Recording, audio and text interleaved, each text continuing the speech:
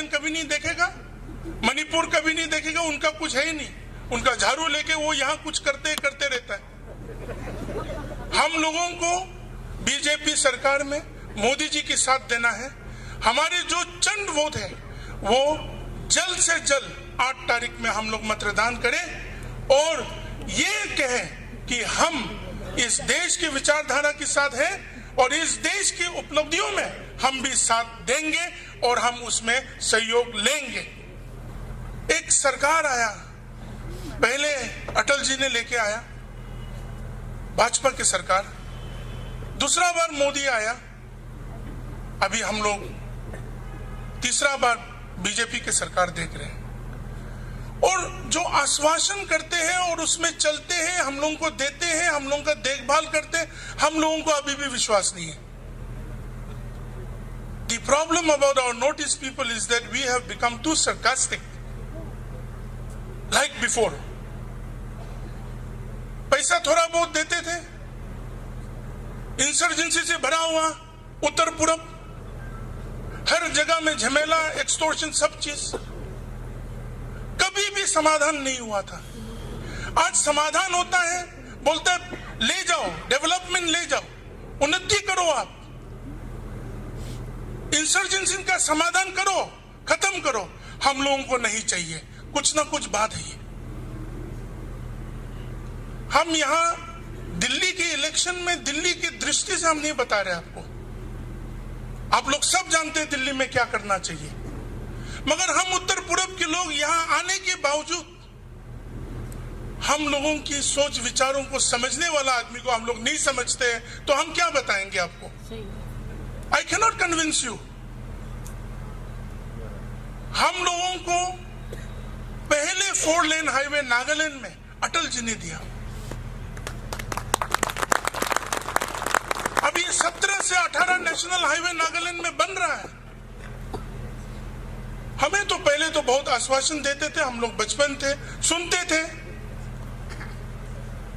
किसी का बुराई कहने के लिए क्या जरूरत है? 10 साल की यूपीए सरकार में प्रधानमंत्री ने नागालैंड देखा ही नहीं, तो हम क्या बताएं उनको?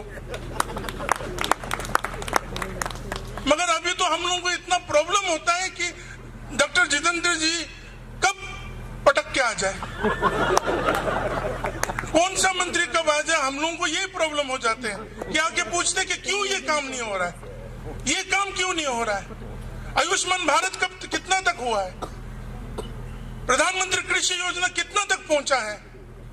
हमारे उप मुख्यमंत्री जी पार्लियामेंट्री बोर्ड मीटिंग में बैठे हैं 3-4 दिन पहले, वो बता रहे थे कि हम कैसा बताएंगे, पूरा सरकार तो बीजेपी का नहीं है अभी, तो आप लोग सब सहयोग करेंगे उसके लिए।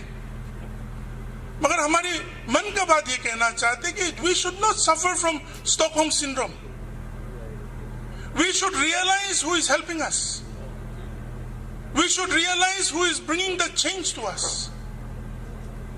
For the first time, पहले बार उत्तर पूरब के लोग भी इस देश का एक भाग होने का गर्व महसूस करते हैं। इसलिए जो भी सिनिकल डिजाइन से लोगों का और अपने विचारधाराओं को भ्रष्ट करने का जो हर एक कोशिश किया जा रहा है उत्तर पूरब के लोगों को, कि आप लोग इनसिक्योर है इस सरकार से, मोदी जी से इनसिक्योर है, बीजेपी सरकार से इनसिक्योर है, आप लोग क्रिश्चियन लोग पूरा हिंदू बनना पड़ेगा, या आप लोगों का ये हो जाएगा वो हो जाएगा। अभी तक 5 साल का सरकार तो अच्छे से गया और दोबारा आया, अभी तक ऐसा कोई नीति नहीं बना।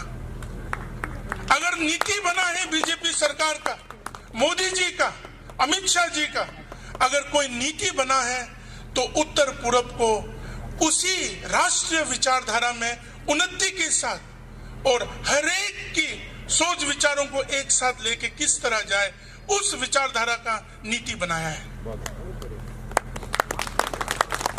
तो हम चुनना चाहिए कि दिल्ली में हमारी जो थोड़ा सा वोट है किसको दें।